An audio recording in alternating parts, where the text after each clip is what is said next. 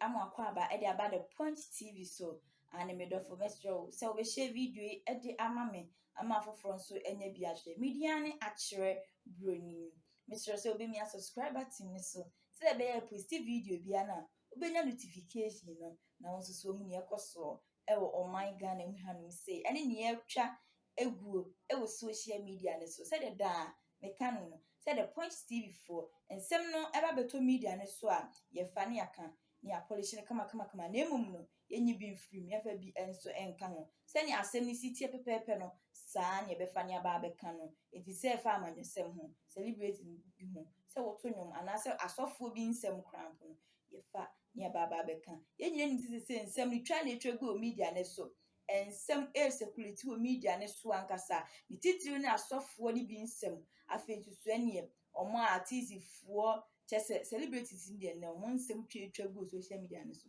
enya asem ketu akra Mr. Se opese onya video ni bi hwe na hu ni ekoso no ye no kre e media ne nko aso dia ene Mr. Subscribe to YouTube. Dr. Zanetor Rawlings on a few thoughts on how we could leverage on the new Ministry of Youth Development to champion this cause. Thank you. Thank you very much. With regards to the ministry, the new Ministry of Youth Development, I think that we have to be very careful not to make the mistake similar to what happened with the gender ministry, where anything relating to women was now being pushed to one ministry as opposed to being put in every ministry. I believe that what the ministry can do is to insist that every ministry, department, and agency has a youth desk, so that every policy that emanates from the executive must have the lenses of gender and youth and environment if possible, because these are the issues that are very real, but are somehow not translating from the rhetoric into the practicality of our daily lives. And I believe that if we can push to have the youth desk in every agency, every ministry, every department, it removes that danger of youth issues being put into one specific ministry and therefore not having that multi-sectorial approach. The other thing as well is we need to destigmatize skills development and TVET. In most countries, Germany, the Scandinavian countries, the biggest emphasis on youth training is technical training, not university. Technical. And that is because to have any country develop, whether it's the industrialization drive you're looking at, whether it's making sure that you have high quality artisans who can do a job properly, you need to place emphasis on technical skill development. And unfortunately, there's a stigma attached to that particular type of education in this country that needs to be changed, because in moving away from that TVET as such a key part of our national development and moving into the more or less the academic side of things, where you have so many people, so many young people in my constituency, the Accra Technical University, and you have so many people doing what is it called, logistics or things that basically will not make them employable, will not help them to stand on their own feet. Because when you're looking at whether it's a diploma or a degree in whatever it is that we're seeing a lot of young people doing, because at a point that was the main job market, things have changed, and we need to have a change in how as a country we look at education and how it positions our young people strategically for the job market. I don't think enough of that is being done. We have all the data. The Ghana Statistical Service has put everything online. We have all the data with regards to the levels of youth education and training, and we should be using that as part of our national development planning agenda, and how we ensure that the youth are not being made redundant by virtue of the courses they're being offered. You speak to a lot of young people and they tell you what they originally wanted to do and what they were given by the university. or by whichever institution. And I think that's unfair as well, imposing courses on young people because that is what you have, as opposed to understanding that educational institutions are meant to provide for the broadening horizon of our young people and making them able to stand on their feet and employable. Because we have a lot of young people who have degrees, but you can't employ them because they don't have the skills. So we need to look at what we're doing in our educational institutions as well. And government needs to look at what our census has told us with regards to what we need in terms of the job market and guide our intake of students into our tertiary institutions. Otherwise, we are putting them through those institutions and setting them up for failure, which is wrong. Because if we are in the leadership positions where we can help to guide, and we're not doing that, then truly we're not doing the youth any favors. Then as well, I think that we need to seriously look at attitudes. And I think Sami made mention of that, which is really, really important in terms of how our young people's work ethic and their attitudes towards volunteerism. And the flip side to that is the challenges faced by young people now are different from before. So what does it even mean to be a volunteer? You can't volunteer without even being sure of how you're going to get to and from the area where you're volunteering. Parents are struggling to make ends meet, can't really afford to be always giving money to the young people to go and volunteer. So now it has become very largely transactional, even for those who mean well, because they must get from A to B. You have some young people who want to learn skills in some of these fitting shops. They don't have the means to get to and from these places. So learning the skills becomes a problem because it becomes a burden on the masters of trade. So we really need to perhaps look more closely at that. And I'm happy that the new ministry is calling itself in terms of the developmental aspect of things. And I think from Parliament, and I like that this is a non-partisan platform, because when it comes to issues of Ghana, it's not about which party, it's about how do we come together as Ghanaians to make this future better for our young people. So, I mean, just to support what my colleague Sami was saying, is to just say that when it comes to this kind of thing, we join our forces on the floor of Parliament to make sure that the right thing is done for the future of this country. And I think that if we can look at how we, I suppose, allow education and training to dovetail into what the new job market looks like, we might be doing a lot more for our young people. But we must also be careful as we push our young people towards certain skills, that we don't make them redundant with the speed at which AI is taking over certain job roles. So we really need to be on top of our game with regards to the guidance we give. But certainly, as far as our role is concerned as members of parliament, I think I can speak on my behalf and perhaps on Sami's behalf as well, that we remain willing and ready to support young people who are ready to learn. But please understand that that readiness and the work ethic is important, because there's nothing worse than making space for people who don't understand the importance of discipline and work ethics and certain values of honesty and integrity when you give them the opportunity. So I suppose in closing, I would like to just point out that wherever you find yourself in a position where you are being mentored, remember that you serve as an ambassador and you're opening the door or closing the door for others who could come after you, and to take every opportunity as a privilege and make good use of it so that it actually provides for others to give opportunities to provide for empowerment, whether it's politically, economically, or in any other way, for more young people to have a part in nation building and the decision-making process. Thank you. Thank you, Honorable Dr. Zanetor. And let me take in just a line, what nuggets of wisdom do you have for the youth on this commemorative day? In just a line, Honorable Dr. Zanetor. Oh, right. For myself again. Yes, please. I think it's really, what do you want Ghana to be? And how do you see yourself as part of that? And then based on that, come up with some suggestions on how you feel that we who are currently representing you can do better.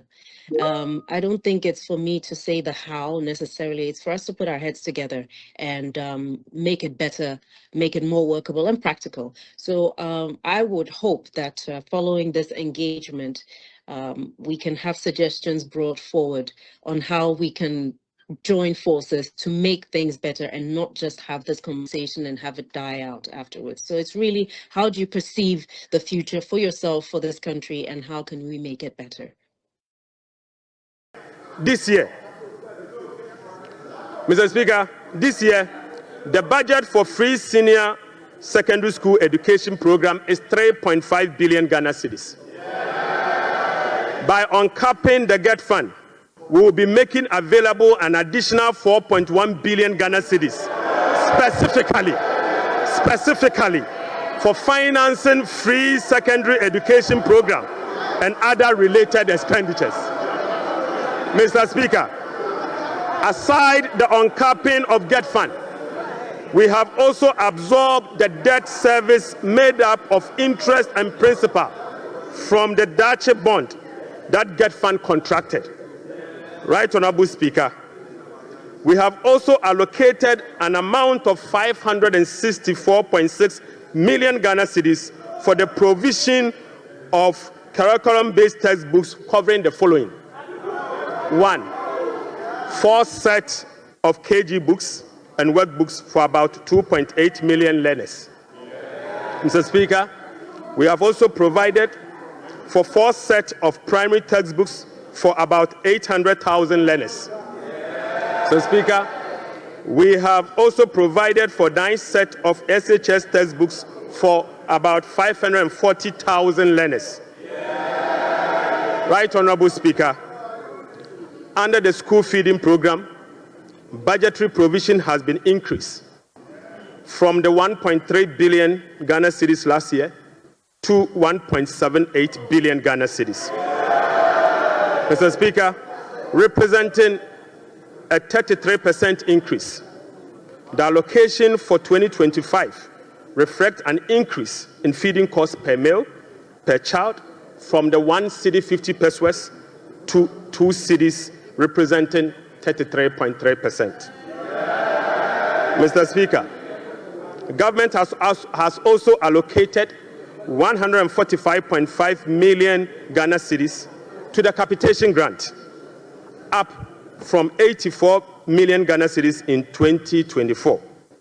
This is an increase of 73.4% over the previous year.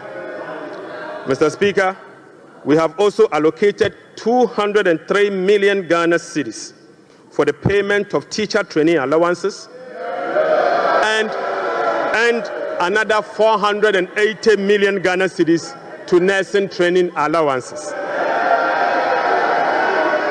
Mr. Speaker,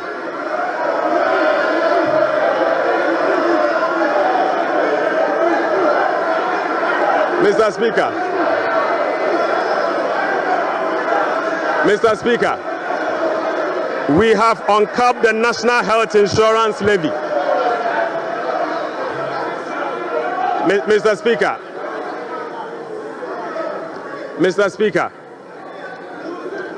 we have uncapped the National Health Insurance Levy. An amount of about 10 billion Ghana cedis has been programmed for the National Health Insurance Scheme. And this amount is expected to be used for the following: claim payments, essential medicine, vaccine payment, free primary health care, the Ghana Medical Care Trust, Mr. Speaker, and bridging the USAID financing shortfall. Mr. Speaker, in the year 2025, government will continue to implement reforms and increase budgetary allocation to enhance the implementation of 4 targeted social protection programs, namely National Health Insurance, the LEAP program, the school feeding program, and the capitation grant. Right, Honorable Speaker, under the LEAP program, beneficiaries will be increased from the current 350,000 to 400,000 beginning July 2025. The allocation of 728.8 million Ghana cedis for last year has been increased to 953.5 million Ghana cedis in the year 2025. So, Speaker, we have also uncapped the road fund. An amount of 2.81 billion Ghana cedis has been programmed for the Ghana Road Fund to be used solely for road maintenance. This represents an increase of 155% over the 2024 allocation of 1.1 billion Ghana cedis. 1.1 billion Ghana cedis. Mr. Speaker, we have also allocated an amount of 7.5 billion Ghana cedis to the District Assembly Common Fund. In accordance with our decentralization policy, we propose to Parliament that a minimum of 80% of the funds allocated to the District Assembly Common Fund should be sent directly to the district assemblies to spur economic growth and at the district level to deepen decentralization. Right, Honorable Speaker, I repeat, we have allocated an amount of 7.5 billion Ghana cedis to the District Assemblies Common Fund. Mr. Speaker, in accordance with our decentralization policy and objective, we propose to Parliament that a minimum of 80% of the funds should be sent directly to the district assemblies to spur economic growth at the district level and deepen decentralization. Mr. Speaker, it is worth noting that in a stark contrast to what has happened recently at the District Assembly Common Fund, where only 50% of the released amount are sent to the District Assembly for the purposes of running the assemblies. Mr. Speaker, we have also allocated an amount of 1.5 billion Ghana cedis for Agriculture for Economic Transformational Program, of which Feed Ghana, Ghana Grains Development Project, Vegetable Development Project, and Nkoko Nketenkete are all key components of the program. Right, Honorable Speaker, we have also allocated 51.3 million Ghana cedis as seed fund for the establishment of the Women's Development Bank. Mr. Speaker, we have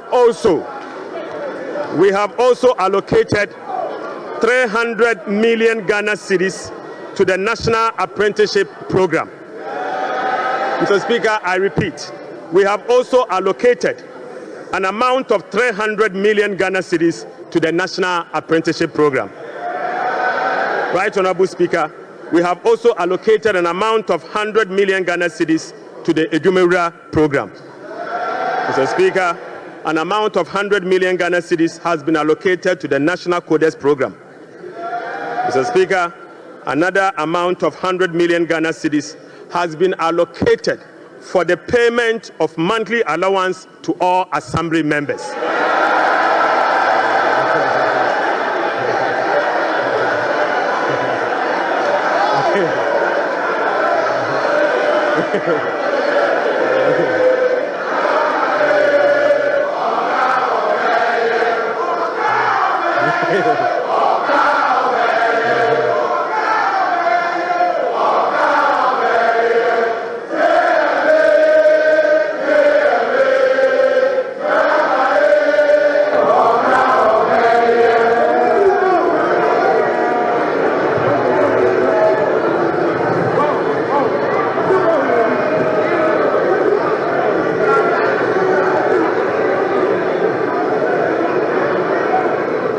Mr. Speaker, Right Honorable Speaker,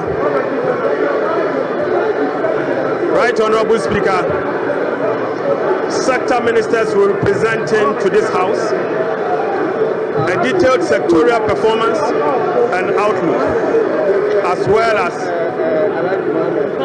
Mr. Speaker, sector ministers will be presenting to this House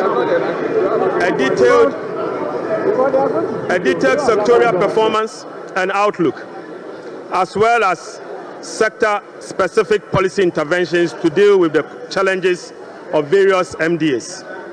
So, Speaker, I want to repeat this. So, Speaker, sector ministers will be presenting to this House a detailed sectorial performance and outlook, as well as specific sector interventions to deal with the challenges of various MDAs. This is indeed a departure from the norm, where ministers of finance present detailed sectorial performance as part of their budget speech. Mr. Speaker, I believe sector ministers must be made to do so. Right Honourable Speaker, in conclusion, Mr.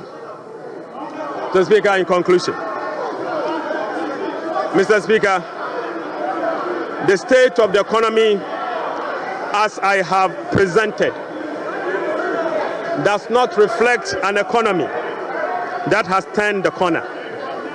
It reflects an economy in severe distress, burdened with debt repayment harms, mismanagement, and lack of accountability. The budget sets Ghana on a path of fiscal responsibility, debt sustainability, macroeconomic stability, and job creation. It is about resetting the economy and restoring hope.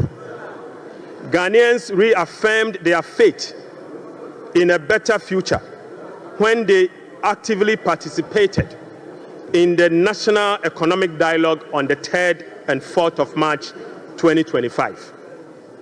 A key outcome of the dialogue was the confirmation that the fundamental problem with our economy is fiscal indiscipline. The NPP administration awarded contracts outside the expenditure framework. They borrowed over and above Ghana's capacity to repay. Mr. Speaker, His Excellency President John Dramani Mahamad's administration will be fiscally disciplined and deliver improved public service to our people in a cost-effective manner. Mr. Speaker, we remain steadfast in meeting the IMF program target while restoring Ghana's creditworthiness. We have achieved a lot in a short time, but this is only the beginning. Our commitment to reform we will not waver on that, Mr. Speaker. We have achieved a lot in this short time, and our commitment to reform will not waver. Those who doubt our resolve should not underestimate the determination of the people of Ghana, who will no longer tolerate ineffective governance. Together, we will navigate these turbulent times and emerge stronger. Mr. Speaker, we are making serious progress. Right Honourable Speaker, we are making progress.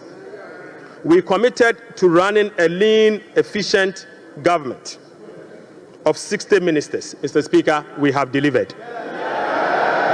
Mr. Speaker, we committed to scrapping the e-levy. We have delivered. Mr. Speaker, we committed to scrapping the burden tax. We have delivered. Right Honourable Speaker, we committed to eliminate academic fee for first-year public tertiary students. We have delivered. Mr. Speaker, we committed to providing free tertiary education for all people with disability. We have delivered.